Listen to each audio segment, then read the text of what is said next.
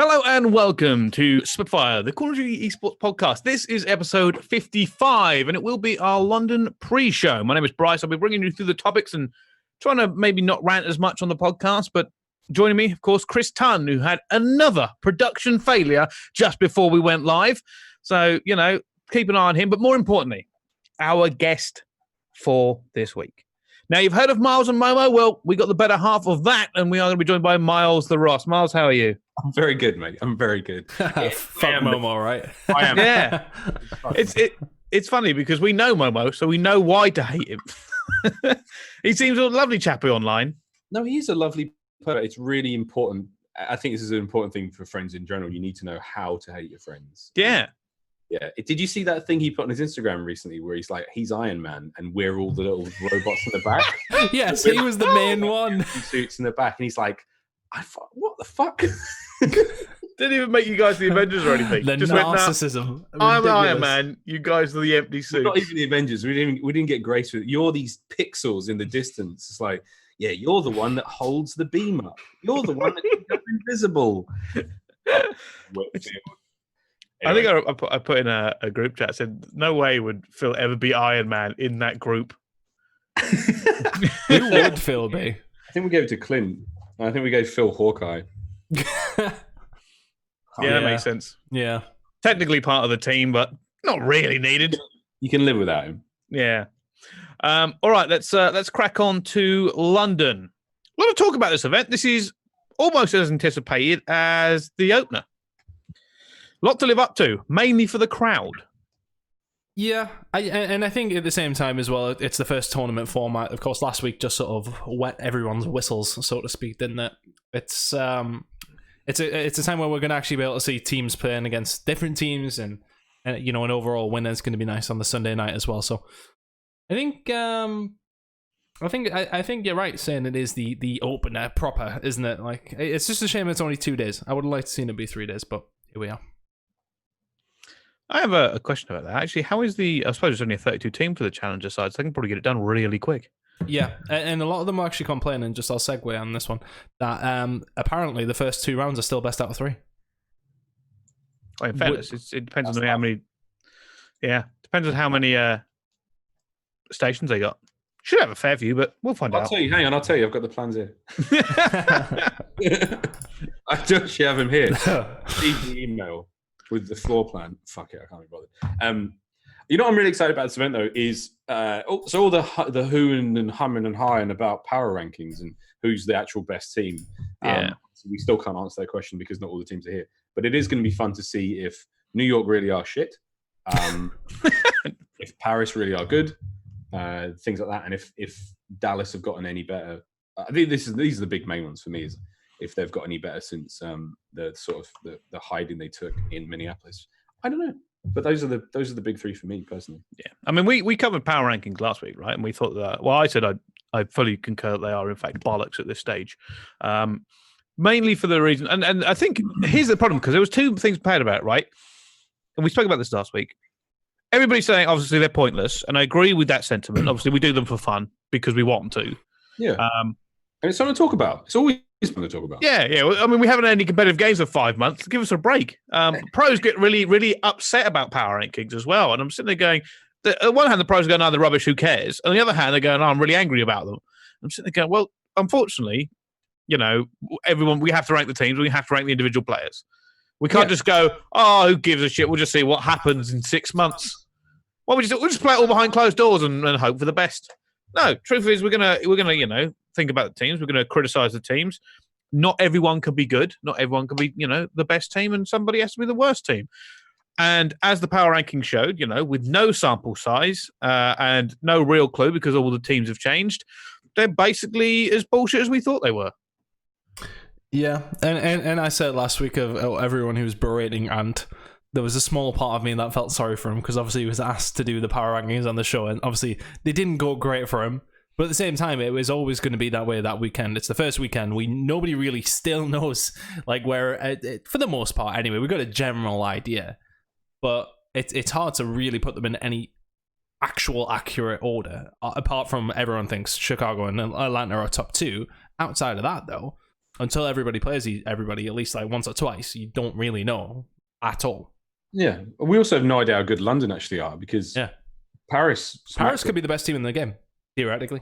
They could. We've got no idea how they're going to match up against Huntsman or Empire. They play fast. They play fine. I mean, Surge. I don't know. It's a funny looking group, isn't it? Like that Group A. Oh, can we go to the groups? Can we get to the groups, lads? Can we get there? We will do. Hold on. Sorry, I'm sorry. I'm heading. It's sorry to go back to what we're talking about. Yeah, it is going to be interesting to see where everyone falls here. I think by Atlanta, I think the next event is going to be even more interesting because. I mean, I don't know. I think it gets more interesting once we need to get like several events in to get that benchmark to figure it out. Yeah. Also, the weirdest thing is that first event for so many of those teams was like the maybe third or fourth week of practice they had. So that was a glorified scrim for a few of them. Like for Paris, that was glorified scrims. They'd literally been in the same lobby together 2 weeks prior for the first time ever. Well, they have been practicing in Europe a little bit. Apparently, they were doing fairly well in Europe. But that's not a good. Yeah, you're right. It's not a good indicator. No. I mean, we were speaking to one of the coaches, and like they've been practicing Europe. The practice mustn't have been that bad then. If they've done this well, it mustn't have been that bad. No, well, the thing I talked to Zed on the day, and I was like, "How's it going? We've got no idea what you like, blah blah." And he was like, "Scrims are going amazing against." I was like, "Against the pros." He was like, "Yeah, they're going amazing." I was like, "What the fuck are you talking about?" And then obviously on the day they showed up really well. Yeah. So. I don't know. I mean, again, going into this weekend, it's going to be very, very different. I think the biggest turnaround I'm expecting is not going to be Dallas. It's going to be New York. There's no way in my mind that a squad of that caliber, generally, of that experience, of that championship potential, doesn't go, wow, we shat the bed. We really need to change something here. Although maybe Bobble is the reason why. I mean, every team he touches, it's just true, right? I mean, I love John. But he's got a bad track record. Got a really bad track record. Just shit on Revan. Yeah, I like this. Yeah. Am I wrong? I mean, look at no. His that's an interesting point though, right? In the history of COD was EG, wasn't it? Yeah. Amazing. Anyway, I don't know. I just don't see them getting any worse. I think they will dramatically improve. I think it's really interesting though that like we're going to have to start judging coaches on that. Because you're gonna at some point you're gonna have to like you can't just keep going forever. Oh, it's the players or it's whatever. At some point, coaches are going to come under fire because if we're being more serious here, and these coaches are start because it is more registered now, regimented. We know they get breaks and all this sort of stuff for their scrims, and they're supposed to be fixing the mistakes. At some point, you do have to blame the coaches. I don't know if we bury Revan yet, but we'll see how they get on this weekend. Few things before because we will cover all these groups and these teams because that's going to be the meat of the show. But I just want to go over this one last time because I thought about during the week, and it's a very important event for me because the London crowd has been hyped up every single time since the last one. Although I did see, and I won't mention names, another podcast mentioned that Birmingham was the standard, which it wasn't because London blew them out of the water last year. And they did set a standard. The London crowd has set an unbelievably high standard for crowds in Call of Duty. Yeah. And I am very curious to see, because I don't know how many tickets they sold yet. Like last time I knew. It's mostly sold out, I think. I think so. But we also don't know how big they're doing it because there are different ways to cut up that arena, right? Like G3 went long ways and we filled it. You see, Miles is raising his eyebrows here. Maybe he has seen the plans. I've seen the plans. All I can say is I think it's definitely the woes we had last year with seating. And I remember it was like on the last day, we were like, this crowd is amazing. There's so many people here. Where are they going to sit? Yeah. That's been addressed. Yeah, that's really been addressed. Yeah. Because I mean, might be why there's only 32 teams in the challenger bracket then. There's no room. That was the smartest thing we could have done is take away that. I mean, basically, if you think about it, if there's only 32 teams, you only need 4-ish stations. Spoiler alert. Oh, I don't think that's ever going to be a thing because there's always room there. Like, so I've run events in that arena. We did G3 in there, and that had 4,500 COD fans filling one half of the stadium. We had FIFA full, and we still had StarCraft and a full CS:GO event and the interior of the thing. So, like, there is a absolute ton of room at the Copper Box. It's so big to just put all this stuff in if you want to. But I don't know. I'm looking forward to it. I'm looking forward to seeing the crowd, I'm sure they're going to be hyped up all the way through. I jokingly said we'll give everyone a tin of beans to throw at Maven to keep slandering beans on my timeline. There's too much British breakfast hate on the timeline right now. It's ridiculous. Just British food in general hate. Yeah, and I'm sick of it. I'm honestly sick of it. The Deserto guys being posting about it. Everyone just bases it off Nando's and hotel food, and it's they're fucking fine. Fucking go into the middle of Soho or something and go to fucking Bao or some shit. Like, yes, okay, it's not British food, but at the same time, we have a good culture. Like, otherwise, don't They're gonna get. I've got a lot to say on this. Having lived in the United States of America now for quite some time, and I'm telling you, things like IHOP, Denny's, Taco Bell, all this is diarrhea. It's literally diarrhea. You put it in, it comes out almost exactly the same. It is poison. It is putrid. Don't give a shit. None of this is good food. I've had very few good meals in the United States of America. I will say that now. And there'll be someone that's like, "You're just not eating at the right places." No shit, mate. I'm pooing blood. I'm not eating at the right place. I think it's also a difference in English. Like, American food has a lot of like sugar and stuff in it. Like, 'cause it's a thing about, have you ever like, obviously I don't think you've probably done this, Miles, but American bread to English bread couldn't be more different. And if you're never been to America, or if you've never been to England, the difference in bread sums up everything about cuisine between these countries. As far as I'm concerned, American bread is cake. Yep. Right? There is so much sugar in American bread, you should be ashamed of yourselves for even pretending that is bread. It's fucking cake that you're having. Yeah. I was in Atlanta the other week, and when I was there, we had bread with like a dinner and everything, and I shit you not, there might as well have been, I think there was genuine sugar on top of it.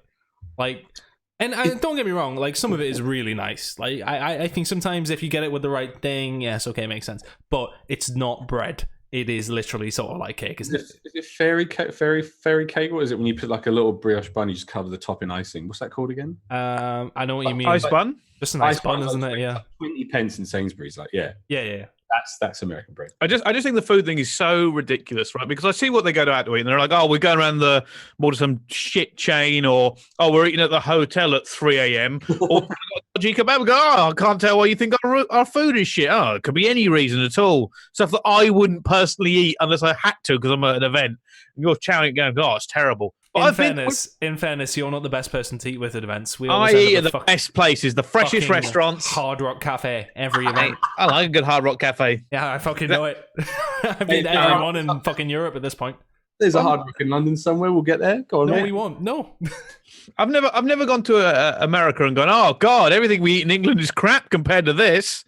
Nah. I mean, Maven took me to Taco Bell, and I had enough tacos, I thought, to kill 3 people, and it was horrific. It's like garbage food, like a fucking toddler would have made. I will say I do like Chick-fil-A though. It's not good either. It's not good. It's average at best. I don't get. I'm saying everybody loves it. It's fucking terrible. It's awful, and you should be ashamed of yourselves. No, as far as I'm not saying that England's any better, but fucking Chick-fil-A is not God's gift to chicken. No. It's slightly warm, mediumly seasoned. You just throw a ton of sauce on it and wonder why it's okay. You don't like chicken. You like sauce. Piss off. He's right. It's the sauce. It's nothing to do with the produce. Oh, it's God. GMO crop bollocks. It's a chicken that was sucked into a machine via a vacuum cleaner. In-N-Out is good as well, I would say. Like, for fast food, the fast food. It's okay. It's not amazing. I would say, but this is fast food in general. I'm not saying it's better than going to a fucking steakhouse over here and getting like a 60 quid steak, obviously. But as far as but their McDonald's is ass, their Domino's is ass, and this is way off subject at this point. But Greg's. They've never had. Do you think they've been to Greg's before? Wow. Oh wow. We could take them to Greg's. Phil sent me this picture. He was like, "I've just gone to In-N-Out and I've had this. Look at that monstrosity. It's like 4 patties." Oh, it was so lovely. Lovely burger. He's a nutcase. Anyway, we're talking about London, weren't we? We were talking about London. Should be a good event, is what I was getting at here. And obviously it's cracking. It's gonna be cracking. Different format. This is the late change tournament format because we all know that league games don't always get as much attention as other things. And this is a small 8-team tournament. And I saw this also during the week, and we'll cover this before we cover the games. The conversation of this tournament as chips. Does a team get a chip if they win this event? And this is like the recognition thing. It's not like an official thing. Like you'll win London, fine. But considering there are like a dozen or 24 of these obviously I don't think these can count as majors. That means other big majors aren't. They're devaluing them. I would say it's a minor event. It's a minor, technically, if you would have put it into that category. But I think that's mostly just due to the fact that there's not 2 teams there. If every team was there, I'd say, well, it's the same. Well, yeah, sorry, no, the other 4 teams on there. Excuse me. If they were there, then that makes a difference, I think. Yeah, I could see that. I could see that as being a big, kind of a bigger event. But I just think it's missing some stuff. I think what we need to do, and what part of the COD League's approach going forward with all this was, we can't forget what's happened before the COD League, but we have to acknowledge that like significant change is taking place in terms of the accolades of these players, the history. You can't not to ignore it, but going forward, it's kind of got to be like, this is the way we do it now. Not to forget that Karma's the GOAT, that the Scumpy's got loads of champs or whatever, and Krim's still the winningest, idiot phrase, the winningest player in COD history. But I think going forward, we've got to be like, you won London, or, I actually think what we need to really do is come up with new terms. Like, yeah.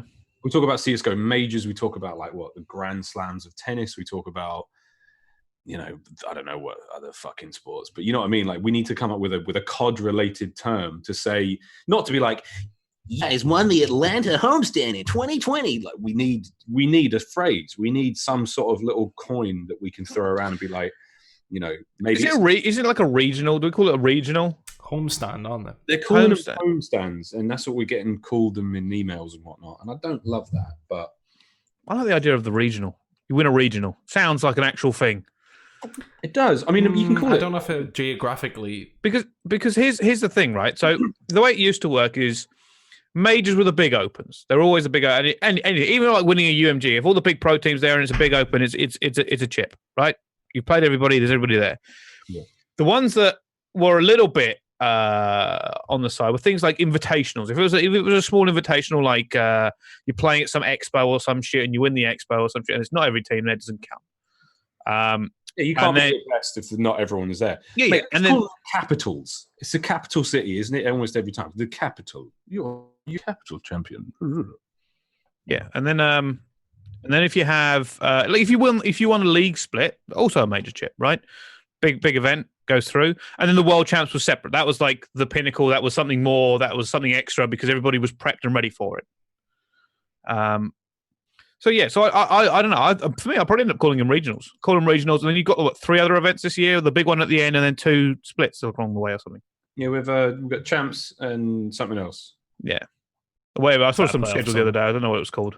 That was more to do with the challenger side of things. So there's going to be another 250k event, and there's going to be a 500k event for them as well. Yeah. Okay. That makes sense. Money. Well, sorry, Rob. Just asking in the chat saying there's a champs. There is an event at the end of the year. What that entails, Miles may know, but he probably can't say. But it's a case of I don't think that they're going to put. I don't think it's going to be a champs, as in the amateur teams get to have a go. No, it's going to be the COD League playoff. So it's basically a playoff finals, yeah. Yeah, it's a playoff finals. It's like what we did in Miami last year. There may be rings. I don't know. I don't think we got that far yet. That's not a question I've been asked. I'll wait for Phil to tweet him out first because he probably will. Yeah, probably. Yeah, we Phil with a picture of donuts. These rings are so good. Oh wow, amazing! Along with a picture of his credentials. Yeah, I can't believe we tell that every event he goes to. Phil, stop tweeting out the staff credentials the day before the event. Every time he's like, oh God, I love him. All right, let's jump straight into this one, shall we? And just before we move forward into these 2 groups and stuff, I see you, Bants. We'll go against you in my predictions. All right, let's talk about these. So 2 groups. Toronto is shit. Sorry. 2 groups for this one, and I think I've got these groups right because it's a very weird format for this. Dallas, Seattle, Chicago, and the LA Gorillas. Let's talk about Group A. It's an interesting group because it does seem to be stacked in one direction specifically. If you've been paying attention, obviously Chicago Huntsmen are probably the favorite in this right now. and their first game against the LA Guerrillas. Let's talk about that because it does seem to be a little bit of a mismatch. It does. I don't think it's as clear cut as everyone seems to think. They haven't played each other, so you don't know. And it is Patty P, I suppose. So there's always that. If you're betting against Patty P in this matchup, you're sick in the head. Yeah, I mean, and Brice hates the term on paper, but on paper you would think Chicago should win this one, but it's not as clear cut as people would make out. I don't think. LA Guerrillas are unlucky not to be 2-0. Yeah, honestly, the LA Guerrillas, and this has been a conversation we've been on for a while. Is this squad looks like they know how to play the game, or they will be able to play the game very, very well in possibly this event. I think they could be the real sleeper there. I mean, again, will it be a 3-0? No, but it could be a game 5 where the Huntsmen just get pissed at each other and that's it. Gunless throws a tantrum. Game over. There was a clip of him kicking off with Envoy the other day. I will fucking beat. Yeah. He's been going to the gym for a couple of weeks. Here he is now. Gonna beat up the littlest guy on your team. It's tiny. But admittedly, after that clip, they're all good and they're having a good laugh. But like, that was a pretty intense little moment to come across. And I was just like, hey man, I don't know, just take a chill pill, brother. Everyone's got to chill. Yeah, I think it'll be interesting, right? Because the problem with the first weekend, the biggest issue with that first weekend is benchmarking. It's so difficult to still tell how good these teams are in comparison to each other. Like it doesn't make, there is very little to go. They've played 2 teams. That's it. And some we can kind of figure out maybe better than the others. And Chicago Huntsmen looked fantastic, but realistically, the game that we want to see with them isn't here this weekend. We want to see them against FaZe Atlanta. Yeah, we all do. I think we get that in Atlanta, which will be amazing. But you're right. We have no benchmarks to really work with because you think about it, it's like if London smashed New York, right? Yeah, and they smashed them 3-0, but New York managed to take a domination off of Atlanta, then that means that London are either going to be better, if not the same, or at least comparable to the way Atlanta play right now, in theory. But then London also lost to Paris. So does that make Paris potentially better than Atlanta? Like, what the fuck? We're in a difficult spot right now with only having seen that many games. Yeah. Saying that, you do get the feeling with the way Chicago played against some of the better teams in the game that they should have an advantage against the Guerrillas. You would think so. Although the Guerrillas, you are right, did play better than I thought a lot of people thought they were going to. They were 11th on power rankings and shit. Yeah, they were down there with Paris and yeah. It's interesting. How do we think this one's going to go then? Because who moves forward in the bracket? I do think Chicago will win, but I'm just thinking it's not as clear cut as everyone is making it. Everyone's like, Chicago 3-0, but no, I think they'll win 3-1 or 3-2. I just think that they've only got to play 2. They've only got to win 2. Yeah. Oh yeah, you say 3-1. Sorry, I'm not counting.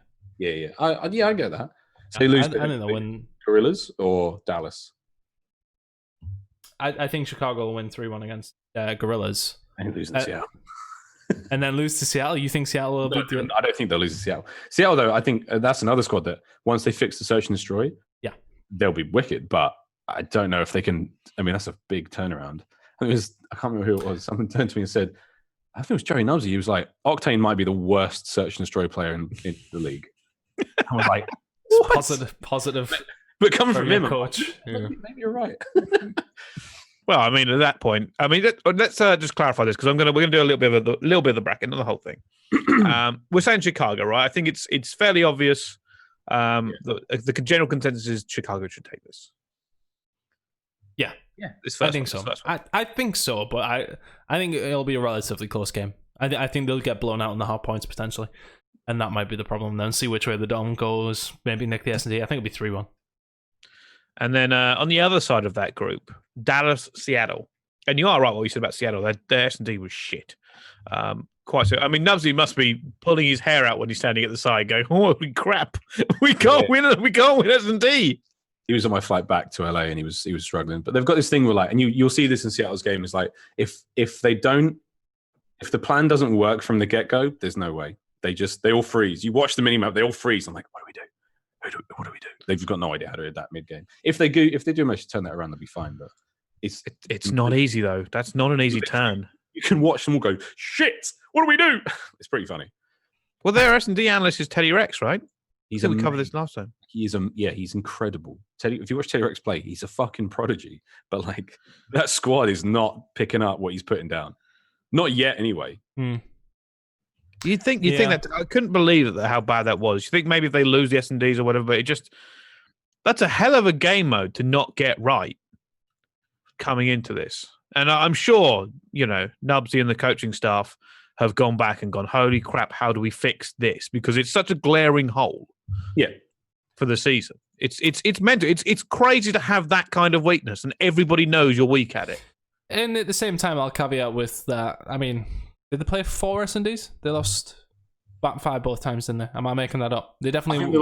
I think they lost all the search. Yeah. Yeah. So I mean, they love Game 5. That's what it is, mate. In theory, it's only 4 games of S&D they lost. They might win the next 8. I mean, it didn't look great. It has to be said, but at the same time, it's only a small sample size still. So I think, yes, we can base some things off it, but it's not concrete. They may be able to switch it up. They may have just went up against 2 teams who are really good at S&D. I don't know. I just think it's a hard game going against Dallas as well. Yeah. But at the same time, they didn't have a very good first week. But at the same time, again, they only played Chicago and Atlanta. So I don't know. This is what I mean. It's just so hard to predict still. Like, the more you're saying it, Ton, the more you're saying it, I'm like, Seattle could probably take a respawn off of Chicago then. The way they play is, they play really, really fast and they play very well. Like, it comes down into the search then, and Chicago's search wasn't that good. So maybe if Seattle can finally make a difference there, that could be a win. I don't know. This is the cool thing about like a brand new game is this is genuinely up in the air. Like, don't get me wrong, Chicago's got the diehard fans who are always going to be, they're the best, they're the GOATs, TTP, etc. Don't buy the hoodie, it looks weird. But it's weird, right? It's fucking strange. I genuinely believe that there could be a tremendous upset in that group. Now we've talked about it more and more. I can see it. Yeah. But then, like, Dallas against Seattle, though, is like... Well, this is... I'm curious. The problem with this is that Dallas... I think people still keep Dallas high, like, in their minds, even though they lost both their games because of who they played. Yeah, it was who they played. They played Atlanta and Chicago, who everyone thought was going to be top 3. So, potentially, the top 3 teams all played, and Dallas was on the losing end of all of it. So, they could... be, still a top 3 team, still be right up there, had an off weekend maybe, or they could be terrible. I don't think that people spoke about this. Dallas could be awful. Nobody thinks they're awful, but there is right now a shadow of a doubt because you don't know. There is no sample size to say anything other than scrims to say that Dallas aren't good enough. Like, it's interesting. I don't think it's true. This is just me being hypothetical here. But nobody's talking about the fact that realistically, Dallas did actually lose 2, and we don't know who else they would lose to.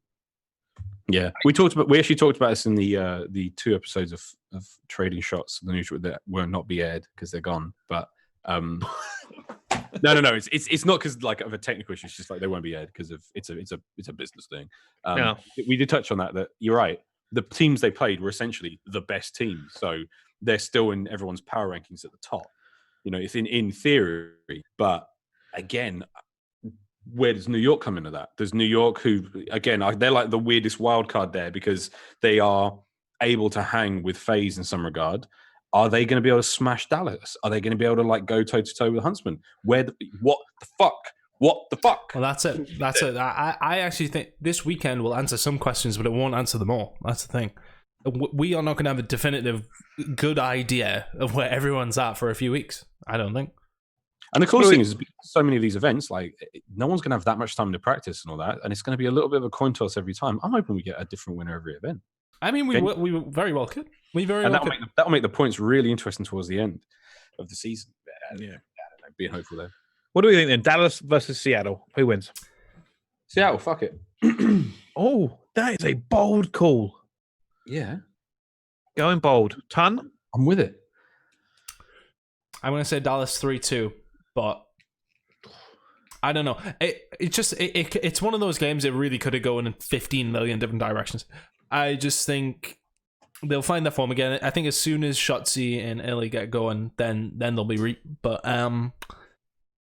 Yeah, I'm going to say 3-2 Dallas because typically, I mean, Dallas's search and destroy look really good. If it goes last map, based on what we've seen from Seattle, it should be a 3-2 for Dallas, I think. Yeah. I'll have the deciding vote then. I'm going to take Dallas. I'm just going to put my faith in that it was an off weekend with the two teams they played. And I just think Seattle, having that kind of weakness this early on, the voice of the elite teams we talk about elite teams in Call of Duty, right? They're a very specific type of team. They don't really have a weakness. Their map pool's pretty good. You never know how they're going to lose. It's just very much on the day. Seattle don't have that yet because they have an obvious weakness. We've seen their weakness. Their search was not good enough on opening weekend. And I don't think that's going to get better against Dallas. I think Dallas is a horrific matchup for them here. We could have done with seeing them against someone who we consider more mid-table for them to really come out and prove something for us. So I think Dallas may be a little bit too far. Which, of course... I don't think Miles's prediction is out of the question, though. No, of course not. They can still get out of the group, Yeah. In theory. I can't wait. Bring on the fucking weekend. Bring it on, man. Which does mean, of course, there will be Dallas, Chicago, but we'll go back to that after we go into Group B. Let's talk about Group B then. Paris, New York, London, and Toronto. Subliners Legion, Surge, and Ultra. So in theory, this is really in my mind, quite open and shut. I've got that wrong. I've just said that wrong, haven't I? Paris, New York, London, Toronto. No, I said Seattle. I didn't mean that. I meant Paris, New York, London, Toronto. I think I said Seattle. Never mind me. Okay. That's right, mate. We know it, isn't it? Yeah. So Paris, New York, London, Toronto. Subliners, the Legion, the Ravens, and the Ultra. If New York play how they did last week, Paris are going to smoke them. Yeah. But can you see that happen? And this is my point. Can you see that squad play like that and have those same results 2 events in a row? We've been talking to Joel too much, Bricey. I feel I've got I've just got a complete blinkers on when it comes to Paris now. I'm they're just going to win every game. They're going to win it all. That's not it. See, because you haven't spoken to Joel as much as I have, and this is the problem with head coaches. Is he talking shit about them otherwise? He said so. Joel, I don't want to give him out too much. But we're good friends with their Paris coach. He said he was actually really confident going into launch weekend. Really, really confident. And we were all like, yeah, of course you're going to say that. You're the head coach, right? It's Joel. Yeah. You're the head coach. Of course you're not going to say that you're going to get smoked. And then he turned out to be right. And that worried me. I was like, oh, God. But this week he's saying, obviously they've come out of it. They've been practicing again. And he's not as confident maybe this week coming into it. I don't know whether that's just because he's toned it down now that he's finally got over that first hump of launch weekend. But I think, the Paris team have a lot to live up to. Like a lot to live up to for it. And that's maybe now where the pressure comes on. They've set themselves up as a very high level team. So I don't know. For me, by the way, I'm just gonna point out I love the fact that how there was this whole rant from Aches about them rigging it, so Chicago and Atlanta. I love how they may have potentially rigged it that Paris and London play each other on the weekend at some point though. I like how that's in there. That's interesting. It's interesting. But Paris versus New York is a very interesting game. Paris have already set themselves up way higher than anybody thought they could do. And New York, way lower than anybody thought coming into this one. Yeah. Before the last weekend, 2 weekends ago, you'd have said that New York win this. Yeah. Yeah, 100%. Yeah, 100%. So here's the scenarios. If Paris win against New York, again, there's 3 big teams they've scalped. Then it becomes a little bit more real. It's like, okay, that's another team. Now, New York haven't been looking very good, but that is another team you have already beaten in this league. I think they win 2 games in their groups, then I'm sort of feeling it. Because Yeah, I think if they beat London again, then I'm like, oh, fuck, I think that's it. But I've just been told by the coach of Paris that he is quite confident. He's not saying, well, that's fair enough. I mean, he did shoot me in the head on Tarkov earlier, so I'll let him off. But I think Paris, if they get out, if they beat the 2 games in this group, right, it's unreal. It's a very good group for them as well. Now looking at it, I just don't know. But if New York beat them, then all of a sudden we've got into complete turmoil. I have no idea where anybody's supposed to be because Paris beat London, London beat New York beat Paris. Then, I mean, honestly, who knows? That's the nightmare scenario for us. I think thinking about that, Brice, you're right. Is that as soon as New York win that one, you go, well, what was the point? Yeah. What was the point? Why did you now you show up because it matters, because the pressure's on, because you know that you've got to beat these, you got to get your 2 wins, get out of groups. That's a scary thought for me. But then we go, okay, so if Paris beat New York, who do they play after that? Either London or Toronto. Who have you got taking London versus Toronto in their current form? For me, it should be London, just based on the way they looked, because I've got no measurement of like how good Minnesota versus any of the teams that London have played or how they looked. We're going off of like, what do these boys look like as they run around the map? That's all we have. We've got no way to match them up against each other. Yeah. It's super difficult. I think this weekend we'll answer some questions, but not all. I do think Paris will beat them, though. I liked how they looked. Like the Aussie boys played fucking mint. Who would have thought the team that we all saw last year doing really well would be players you should probably pick up? Well, I'm interested to speak to them, actually, because at the same time, like, they shit the bed in Miami, so they didn't get the champs. So we never sort of got that question. They did shit the bed in Miami. They proper shit the bed out there. And I was curious whether any of them would still get picked up because of that, even though, but like, I like those guys, and it's really good to see them playing well again. Luca's fucking... Yeah. So good. I did tell production, I was like, yeah, don't do listenings with Paris, just as the heads up. Wait, they did the one with London. Shoot their fucking bodies. No, I was like that. Dude, I hit talkback and I was like, hey man, you're gonna come out of this one soon? Because Rated's really going in, man. And no, I'm sure, was he not saying shoot these cunts' bodies? I'm sure he was saying that.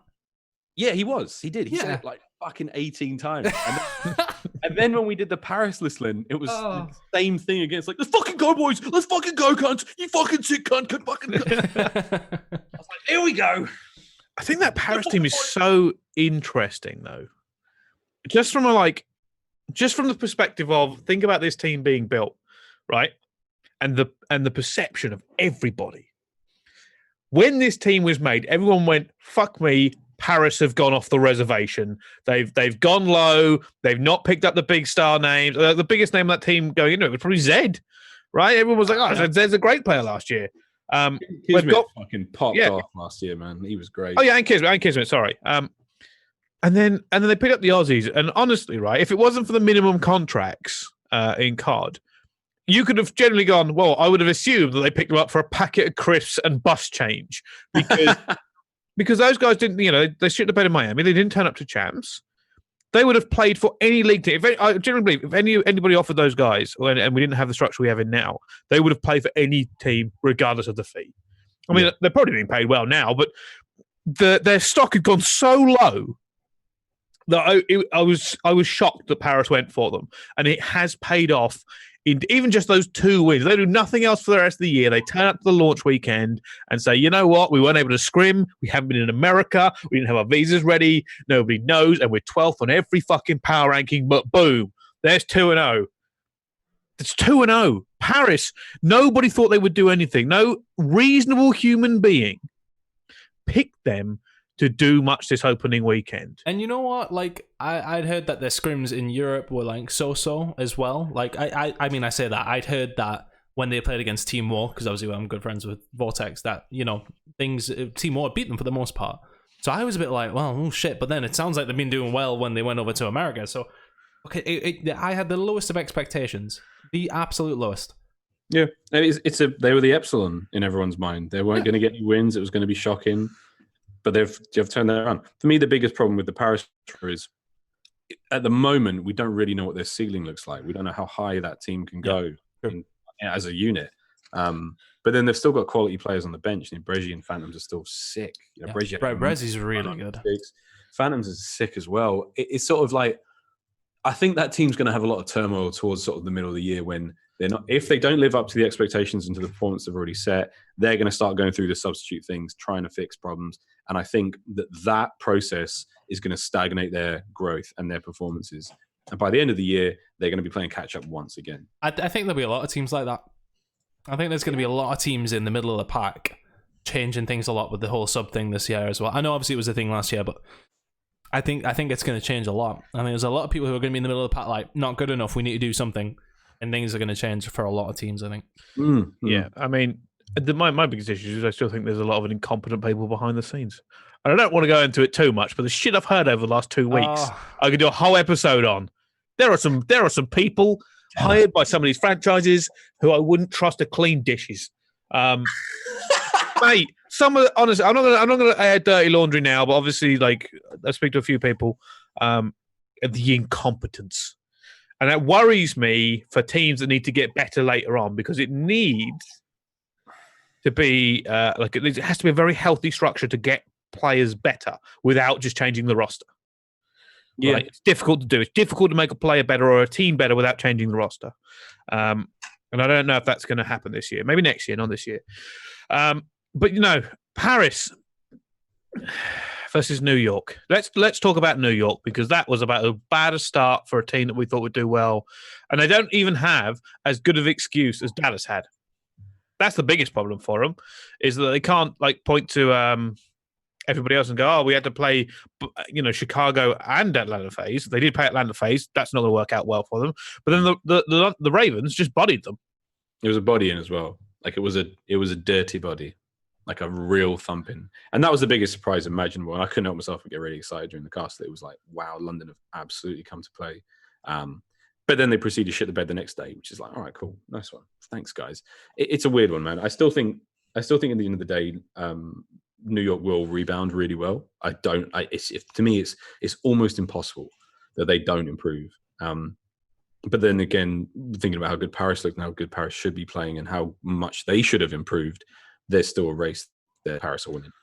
Yeah, I mean, if anything, that New York team is going to have to really knuckle down and practice, because Doug Sensen Martin is probably clawing at the door when they scrim, going, "I will be in this team," just taking chunks out of the door, like, "I'm getting in." As soon as they drop a map, the security's going to be holding him back from the stage. "I'm ready, coach. I'm ready." He's holding a controller in his teeth, just probably going, "I am on." He's well off. His sleeves have been off since he got to London. I don't know if he's. Yeah, I think all the subs are coming to every event, I believe. Yeah. Sensor's here because we saw a video. They have to send a sixth man at least, don't they? Cool. Oh, excuse me. I just don't know if Doug's ever getting on the bench. Off the bench, sorry. I just don't know. What, you going to get rid of Temp? No. You going to get rid of Zero? No. But do we want it? Fuck yeah, man. I want to hear that glass shatter. And everyone's like, "My God, it's Scissor. My God." That's what I want to see now. I want to see a WWE style entrance where he's just running, they're running from the backstage. You just see him coming. Gets up on stage, like the crowd's going mental. "It's Doug. It's Doug." And Maven's like, "Oh my God, Censor. So funny. Substitution. He's ripped his sleeves off. It's full Doug Martin. and he sits down and everyone's like high-fiving and shit, but who does he replace? That's the question. That's the real drama. It's Trey. Trey gets up and is like, "What the fuck, man?" Yeah, Trey didn't have a good week last week, but it's only 2 games at the same time. I think he'll do better. I trust in Trey. Yeah, but, they're gonna New York's going to bounce back. I think they'll bounce back. I don't think they'll be yet, though. Well, Paris is going to give them the baguette then. What do we think then? Mate, they're getting the family size one. It's none of that handbag baguette. They're getting the family size baguette. Like the massive ones you get from Asda. It's really this big. Yeah, based on our sample sizes, right? You have to kind of lean towards Paris. You have to. I think we all are. Yeah, I would go as far as prediction of 3-1 in Paris. Yeah, 3 weeks ago, if you told me that, I would have been dead. New York. I think it could be 3-0. I think it could honestly be 3-0 towards Paris. Again, the only real standout game mode that could go bad. I mean, Paris, they're shaky on search. We only got to play 2 Arc Love Peaks, and was it 2? Yeah, it was 2 Arc Love Peaks. Could be that map.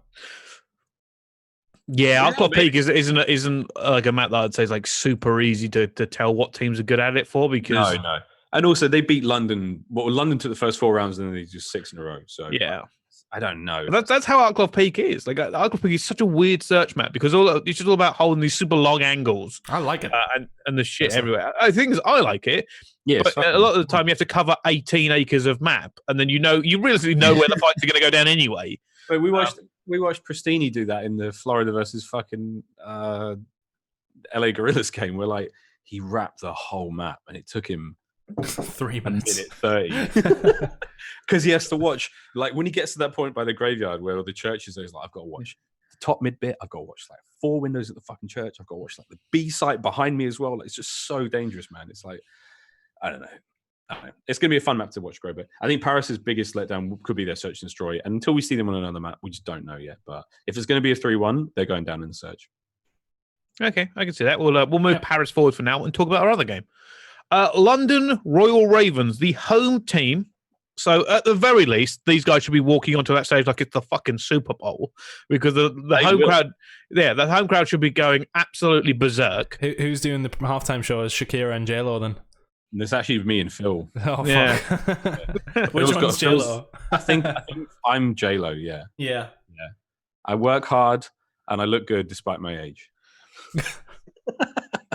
The Ravens have got a lot to I prove. also have a sequin brassiere. Mate, I honestly, hope so. Miles, if you don't now turn up to cast in the full Shakira outfit, that's what I want to see. Yeah, big tassels coming from my nipples. Yeah. Like, yeah. Mm. The stylist has changed, if that's what you think. Do we think the Ravens? Do you think there's more pressure on them, or do you think it's just gonna be good vibes because of the crowd? Because I think there's 2 ways to take that. Like, you can go, yeah, the crowd really pumps us up, but that adrenaline dump is not always a good thing. Like, that big adrenaline dump is not like something you always want. Yep, I've got strong feelings about this. I think it's going to be bad for London, to be honest. Really bad. I think the Marshals have got a bad track record in the Copper Box as well, and I don't want to put that bad juju on them, but I'm fucking going to do it anyway. They did not have a great time. If you think of Scraps, the last time he was in the Copper Box, that was in the FaZe roster. Obviously, they got LG'd. There's nothing but naughty things happening there. And what for reciprocity, rather, yeah, reciprocity. Top 6, I think. Top 6. That was a disaster for them because they were looking hot. So I didn't know it was that high. It might have been lower. Yeah, I don't know if this is going to be a great thing for London. I think they've got 1 bad game in them, and that's going to be in the groups, and after that, it's going to be fine. But they've got to get that juju out. They've got to get that bad vibes done and dusted. Honestly, I'm worried. I'm actually worried for London. I think it will be overall good, but they're going to have 1 bad game, and I just hope it's in the pools. Yeah, and I don't actually think it's an easy game either. Like, Toronto did not look that bad at all. Like, I know there's been rumors of a change of metals being dropped. I'm not 100% sure how they travelled without him. is. Yeah, is it being like confirmed? Because I know that they were saying that it had happened. Can somebody like just confirm in the chat what it was? Because I've seen it, but I can't remember. Oh, let me just check my emails. 1 minute, boys. You'll know. No, someone said who's not There's travelled? metals out. Someone said Brack's not travelled with them. Well, Brack wasn't in the team. Yeah, anyway. but he's not gone with them. So I saw Brack streaming earlier. Oh, metals for Vance. Okay. Oh well, Ben. Yeah, confirm, please. Oh, you were in here. Vance. Oh, wait, fella. he's in the chat. I mean, he probably can't confirm it, but he's in the chat. Okay, else is on it. But I mean, say again. I'll do that later. I think this is a big game for London more than it is Toronto. And I'll tell you why. I think they have, obviously, they've been doing all the media around this event. The event is such a big thing for London because it's the biggest selling point of London, and it's the biggest selling point for the franchise. Please bear that in mind, right? Whoever bought the London spot did not buy the London spot because they are very passionate about London. They are very well aware of how much hype was at London last year. Yeah. They know the fans are diehard. They know they're mental, and they know that is a very sellable product of having a load of lunatics chanting, screaming, and drinking, because those guys will follow you until death. And more people want to be part of it. Best fans in the game. Yeah. So Absolutely. it's a big weekend for London, regardless of what the players feel about it. I mean, they've got to be feeling a little bit more pressure because everybody there, or at least 90% of the people, are going to see the Ravens or going to cheer the Ravens. Don't get me wrong, they're probably also going to go see Chicago Huntsmen because it's technically optic again, but still. Oh, hang on one second. Hang on. I've got to go get Henry G. Hang on. It's still the biggest pressure and event for them, and they know this. And they know they weren't happy with the results last week. They beat the Subliners. They were flying high, and then against their European rivals, they should have been. Yeah, they did. They really did. Yeah. Sorry, I've got guests. I'm sorry. It's all right. There we go. That's 2019's caster of the year. He's good. That's him. All right. Right, Miles, just in the middle of a podcast. It's fine. Yeah, I know. Sorry, this was not planned. I'm just going to sit here quietly in the background. Don't worry. I'm going to take over. We're about to talk about Nicky Romero. Oh, my favorite. Who's that?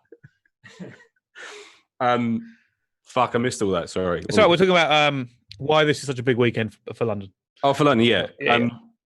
As you said, it's a massive selling point for the franchise. It's huge. Genuinely, though, I still think they're going to have the sheets will be shat. They won't be thrown out the mattress yet, but it's going to be a one super bad map for London. And then, I don't know, the rest of the event will be sick. Is that where we picked up? Yeah. I think that's about it. So do we think Toronto can beat them? Or do we think London beat Toronto? Because Toronto is still one of these teams that has such a massive roster that they can afford to change things in and out per week. By the way, I'm just gonna claim that Henry G is now casting the CDL, and we're just gonna go from there. Let's start a vicious rumor. Yeah, This is going to be on Deserto in 30 minutes. I don't know. I'm conflicted on this one. I'm gonna say London 3-2 just because their S&D look really good. I don't know. I'm trying to figure out how to judge these two. And I'm gonna say 3-2. I mean, Toronto beat the Surge, but so did everybody. Yeah. They were close. Both, that game was close. It was 3-2. And nervy 3-2. I actually think London do it. I think London do Toronto in 3. I actually think it's going to be a 3-0. Oh, okay, I think they're going to absolutely shit themselves against either Paris or New York. That's what I think is going to happen. But Toronto, again, because we have no idea how good Toronto are compared to anyone else in the pool, because they haven't touched them, and nor did Minnesota. So we've got, again, no frame of reference whatsoever. And I know there are some very passionate fans in the chat for Toronto, you Canadians, but I have no idea where to put them. And again, we're literally basing this off of how well those boys look as they run around the map. All right, let's because this is GSL style groups, by the way, something I've been pushing for in COD for about as long as I've been in Call of Duty, because they're much better than normal groups. So they've got to win 2 to lose 2. So we're not going to go all the way through it, but we will cover this next round, which should be Chicago, Dallas, Paris, London. Now, technically, we've already seen these games. Yeah, I mean, I expect the same result for Chicago, Dallas. In all fairness, I think that goes the one way. Miles is distracted. Miles, I'm going to need your full attention. That's fine. Whoever's the guest, get them to join in, Miles. It's fine. Sun's here as well. We're about to crack open the Jameson. No, we're not.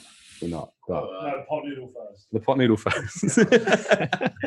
How's it going? Sorry to mean to crash your webcam party or whatever's going on here. I'm just kidding. It sounds pretty cool. Webcam party, is that what we've been? Yeah, that's just what we casually do. Webcam party. Dallas, Chicago. Then, do we think this goes the exact same way? Very possibly. Yes. There's no way that Formal and Scump don't perform against Shotzi Nilly again. There's no way. Unless Krim and Clay have the maps of their lives, unless they have, because I think they're actually the biggest disappointment. Like, Shotzi's going to be able to do what he does online if he gets into position. He was not able to get into position whatsoever because Krim and Clay were losing their fights. As soon as Krim and Clay win their individual gunfights, then Shotzi's going to tear children apart. But until that happens, nah, man, I don't see a difference. It's also the thing, they said last time a lot about, it's a new patch. It's a new patch for us. Is it? Fuck. Because that's the excuse they gave. So we're playing this 1 day notice. Week. Yeah, 1 day notice. Domination's a whole different thing. But this time, if it happens again against Chicago, then that excuse doesn't really hold as much water. Yeah, that's true. I think they were in the same position as everybody else last week, though.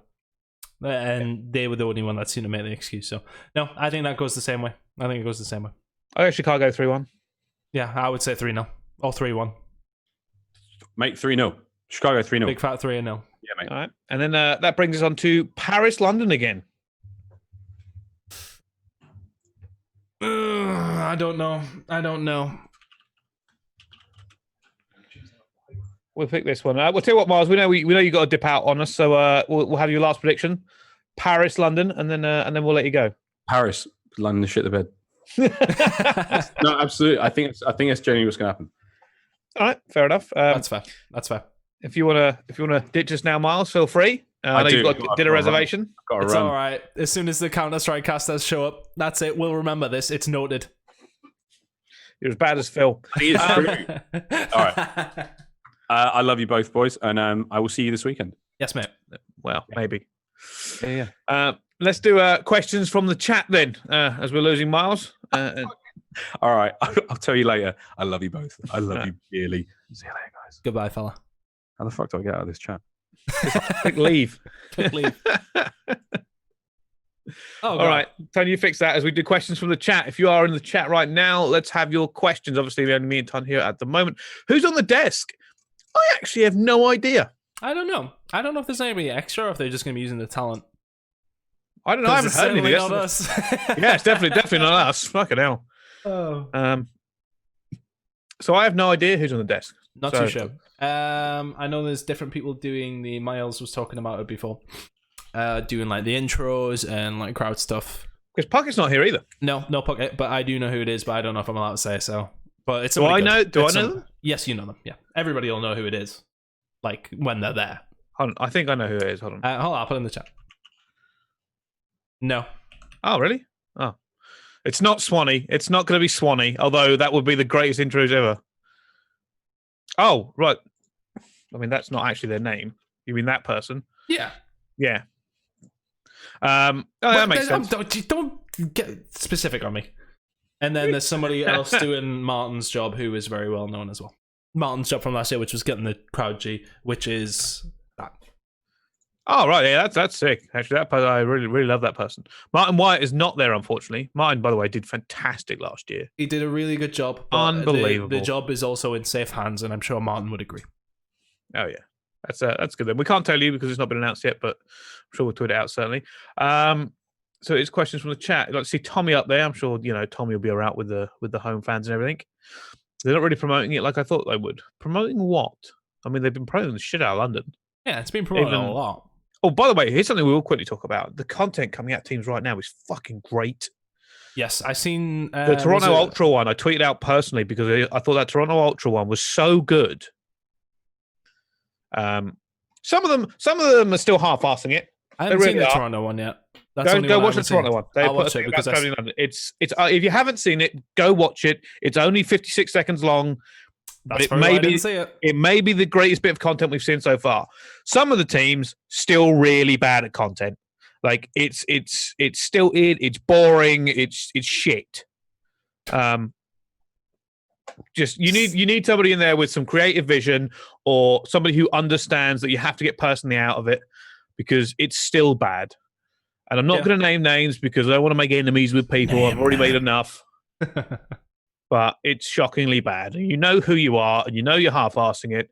And it's just the same crap we've seen before. But I don't know. It just irritates me. I don't want to go on to it. I know it irritates you because I know you could do a good job. Because I care about this shit. That's the problem about this. I speak about this every week. And I know people have moaned about it before. But I care. Right? I care more than you can possibly imagine. Trust me, I moan enough to my friends about it. Ton gets it in the neck every day. Because I give a shit. Right? And some people don't. They're just there for the outrageously sized paychecks they're getting. But that's how it is. Let's talk about the questions from the chat because I'm going to go off on one otherwise. Yeah. People saying Callum Swan, man, I would love to see Callum Swan at the big London event. Is there a price for a pros team at the end of the season? Yeah, it's millions, isn't it? Yeah. I don't know. I don't know where it's been confirmed. I mean, there's got to be something. Oh yeah, well there has to be some incentive.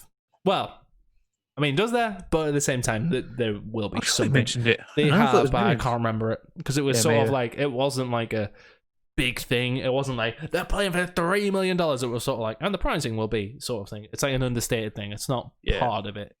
It's more about the glory, Brice. Yeah, Toronto bringing in Ben to get some of the London crowd behind him. It's not the dumbest idea in the world, though. I don't think that'll be the reason. Because Ben Bance plays better in England. Don't ask me why. I just think it's a known thing that Ben plays better in England. I am a friar himself. Yeah, I am a friar. I don't know. I don't think it's for that reason. I think it'll be purely team. I don't think for a second Markey puts Ben in because he thinks he'll play well in fucking London. I mean, with all due respect, he might have been on the cut. He might have been on the cusp, and that could just put him over the edge. Like, they could have been thinking about it before. with all due respect to Toronto, they aren't going to get a load of crowd support more than anybody else, I don't think. They got Cammy in there as well. I don't know. The London crowd is weird. The London crowd chose the underdog because they fucking feel like it. Well, that's true. That's true. But they're also playing London. So... Yeah, okay, yeah. In that case, yeah, they're just going to get stiffed. Yes. I mean, Ben Bantz will get a cheer when he comes on stage. Bantz will get a cheer. I'm 100%. Sure he will. Prediction for challengers? Singularity versus Team War final. Yeah, probably that. Easiest prediction of my life. Well, no, Mad Cat's there with the London Academy team. Oh no, now. that's a good point. I didn't think of them now. It's between them three. I think I'd be very surprised. I'm a bit disappointed we didn't get to see a fully fledged Team War against Singularity, which would have given us a better idea. Well, I'm a bit disappointed we didn't get to see them at all. So, like, how am I supposed to judge the challengers? I've seen 3 maps. There is that. Periscopes only show you so much. I think people have brought it up this week when we both said we weren't going. Sounds like there's not a challenger stream again. I want to say, obviously, disappointed about it because means we're not working it, obviously. But at the same time, I think it is disappointing not to see one. I also partially get it based on last year's numbers. You want to talk about this? Because I think we could talk about it. I think if anybody's in a position to talk about this, it's us. All right, you know what? I'm not even there this weekend, so I'm going to say it. Fuck it. So I've heard some of the stuff for the reason there's not a challenger stream, and I think it's bollocks. And I'll tell you why. I understand the numbers were bad last year. They were. Yeah. Right? A lot of people don't want to watch. Don't want to watch amateurs. I think the difference is on the launch weekend, and I would defend this to anybody watching. I'm sure this will go up the chain to somebody anywhere. The difference last year was the schedule we watched sometimes wasn't very good games. Like, we watched losers round 1, which was just basically shit teams. Like, the work teams that I could probably beat in a GB. Yep. And I'm shocking. So that doesn't, get it for. And obviously, we also didn't have a chance to really announce what teams are going to be on very far in advance. So it was a crapshoot who you were going to watch on the stream. So that didn't help. It didn't help that it also wasn't publicized. The open stream was very rarely tweeted out. And there were 5 streams. Yep. 5. There was Alpha, Bravo, Charlie, and Delta, and then there was Open. There was so much Call of Duty to watch that it was never going to get good numbers at that level. That is no longer the case. Minnesota opening weekend, and then this weekend, essentially, you've got one tournament. Especially last weekend, there's big breaks between the games. People probably would have checked out the amateur stream, seen the games going on, seen this big tournament going on as well. They probably would have watched it. I believe the numbers would have been a lot better. But one of the reasons, and I understand this reason, because this is the reason people aren't talking about.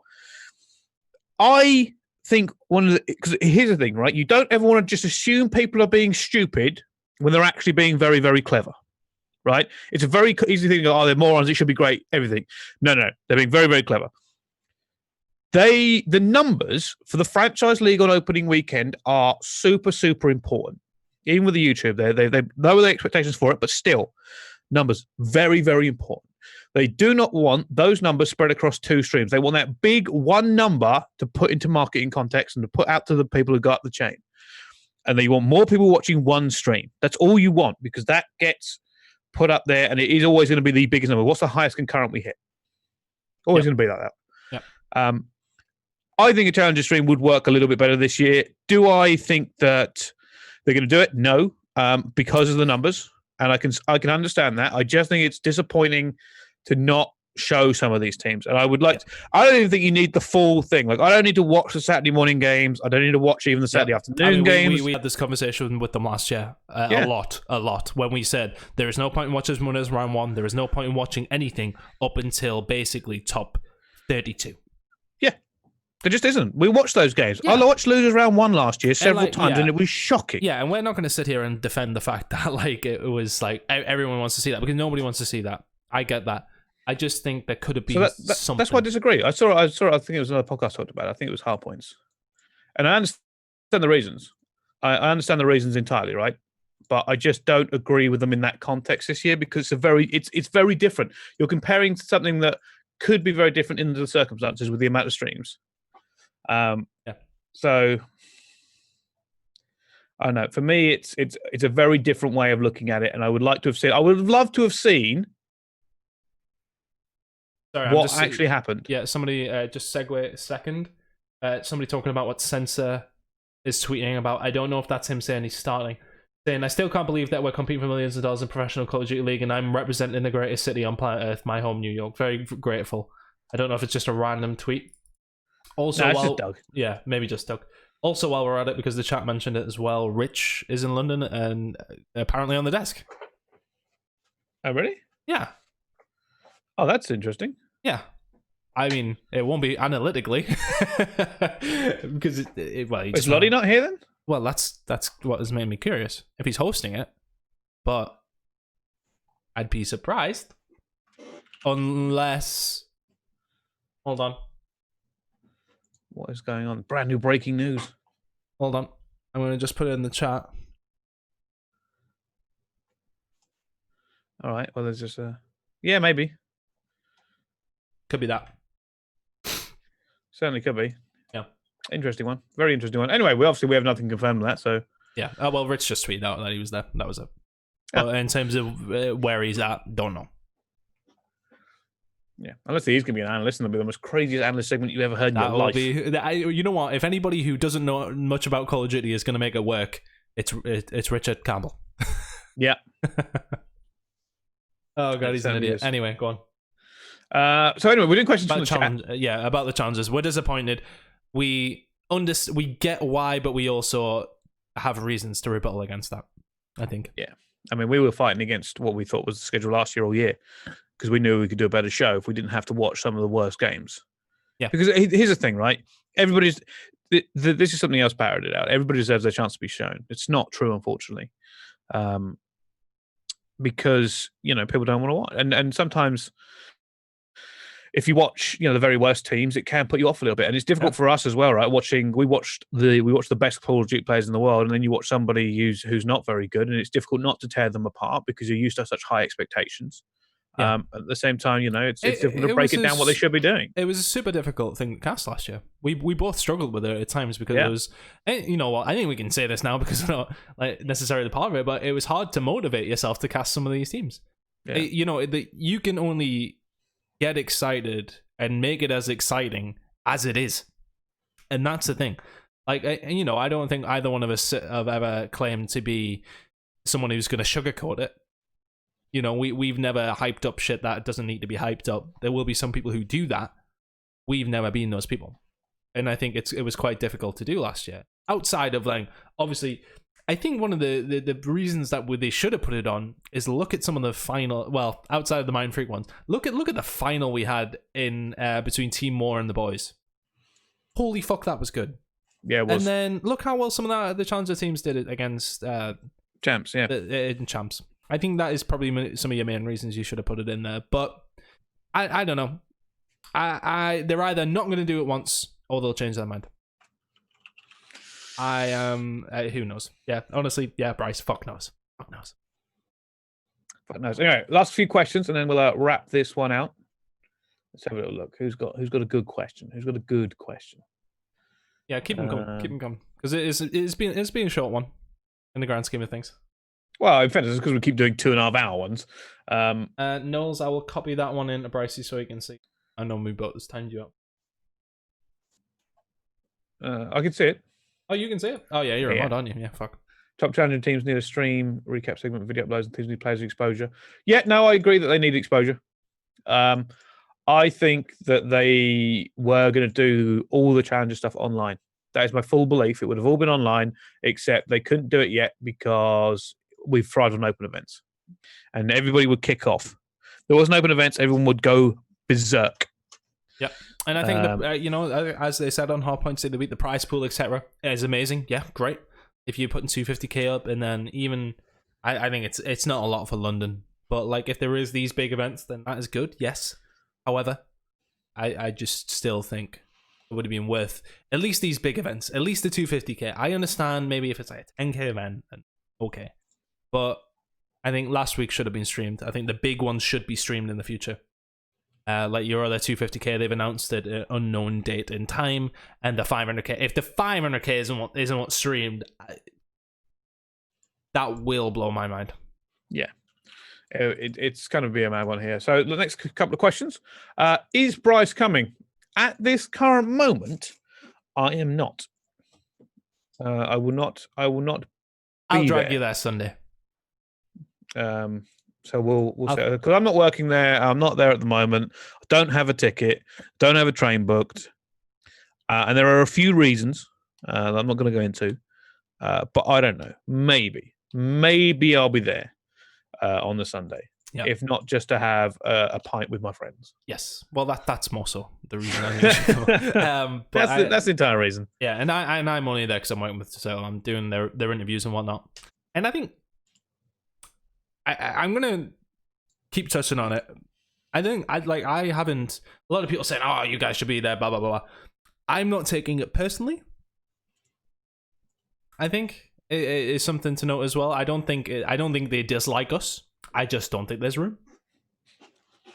That's sort of my take. I think if there was, I don't think it personal. Yeah, I think if there was a Challenger stream, then we would be there, but there isn't. So I don't know how much I want to go into it. It's a very different feeling for me.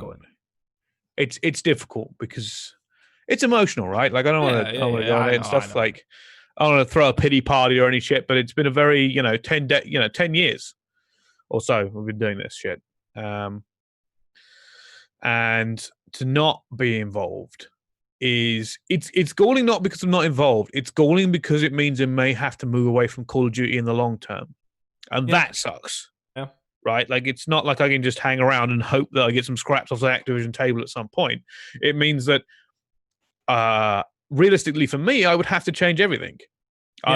I would probably have to stop doing this podcast. I would have to stop engaging with people on Twitter, on the Reddit and stuff. I would probably have to go and do something else fully. And that time is approaching faster and faster at the moment because I'm looking for in other avenues. So I'm still going to drag you online on a Wednesday night. Don't you worry, pal. It's something I don't really want to talk about at the moment. It's just something that's been playing on my mind for a while, and I just want to make that clear. Yeah, I will speak for myself then in saying that, not saying it personally. See what happens down the line. I'm in a different position to you, of course, where I don't. Well, yeah, know my position. Like, exactly. You're like you run your own thing, whereas I don't know. I don't want to speak for you, of course, but at the same time, I don't take it personally. We'll see what happens down the line.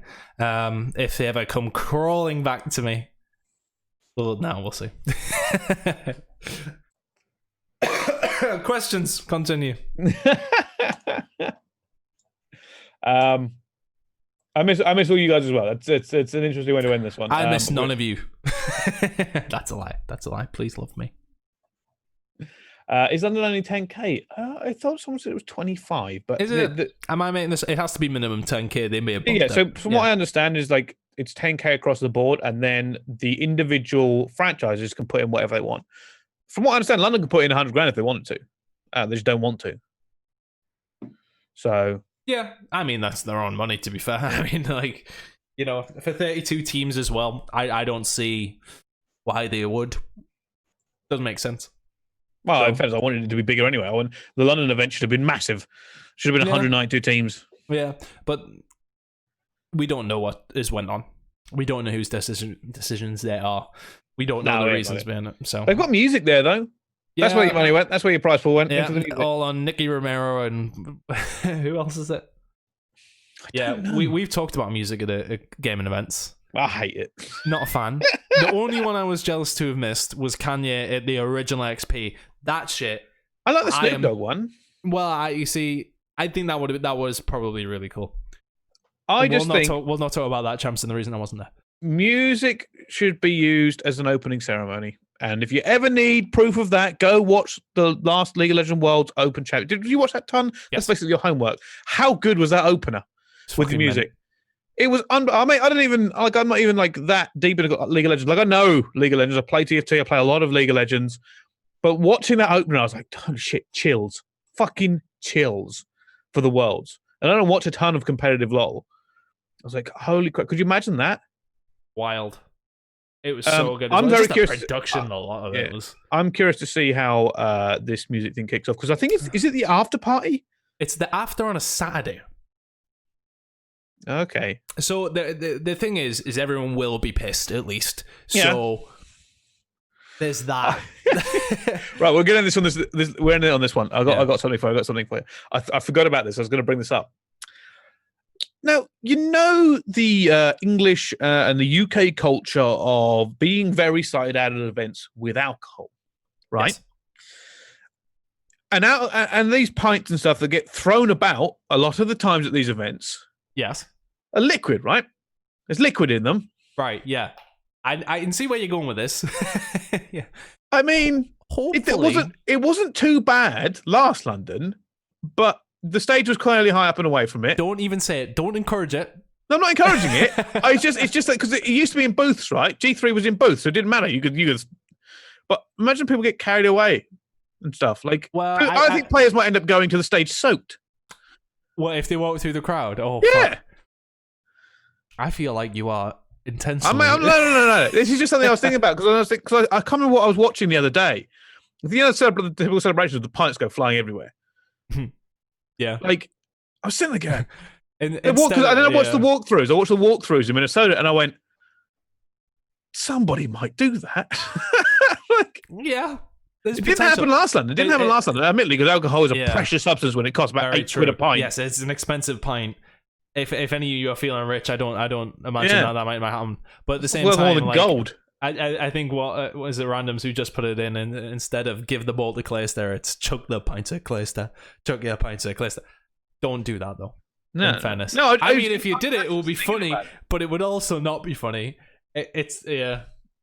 I think no, it's more. The reason I bring it up is not to fucking condone it. I absolutely do not fucking do that for two reasons. One, it's stupid, and you could end up jeopardizing the tournament, which you've paid to get in for. You bloody morons! Kicked out. And the second of all is, what are you doing, wasting good alcohol?